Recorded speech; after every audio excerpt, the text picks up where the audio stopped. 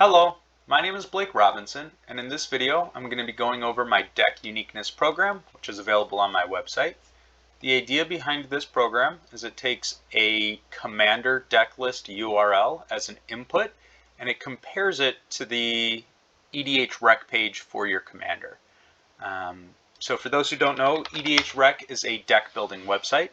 They've analyzed over 3.1 million commander deck lists, and using that data, they are able to form recommendations on cards that you could consider playing in your decks. So what this program does is it specifically looks at a commander's overall deck page as well as the average deck for the commander. So the average deck page for the average deck page on edhREC goes ahead and takes a look at all 596 Utopia, the twice favored decks, and figures out what cards are most frequently played among all Utopia deck lists, and then puts that information together to suggest a deck building path with, basically suggests a bunch of cards that you could consider playing in the deck.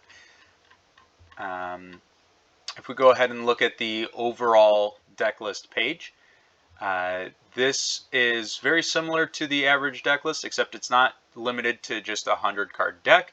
Right, this is going to show many more than 100 cards, but again, it's still forming a bunch of recommendations on cards that you could consider playing.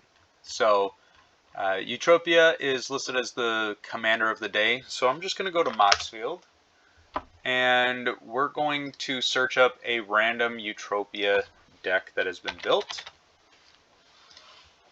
We'll hit search. Let's see. Simic Enchantress Voltron Storm. Yeah. So here is a random 100 card deck list. Let's go ahead and copy that. We're going to paste it into the program. And as you can see, here it shows that this commander deck list has 60 cards that are unique to the average deck list page for the commander, and 43 cards that are unique to the overall edhREC page for the commander. So that's saying it is 60 cards that do not show up on this page or within this deck list here. And then it has 43 cards that do not show up on this whole page. Right? So once we have a look at that information, we can go ahead and look at some card level data. And here it goes through all of the cards that basically gives you the card names of each of the cards that fit into each of those 4 categories. So how do I anticipate this information being used? Well, one way of looking at it is this is a simple way of making those comparisons, and maybe there's cards that are not in your deck list that you hadn't considered. And so this is a way of just giving you those card names and being able to consider putting them in your deck. I personally use this kind of in the opposite way, right? I enjoy building decks that most people haven't seen. I enjoy building decks that are different from how you anticipate building that commander. And so this is a way for me to analyze how hipster I am, right? How unique my decks are to the average list.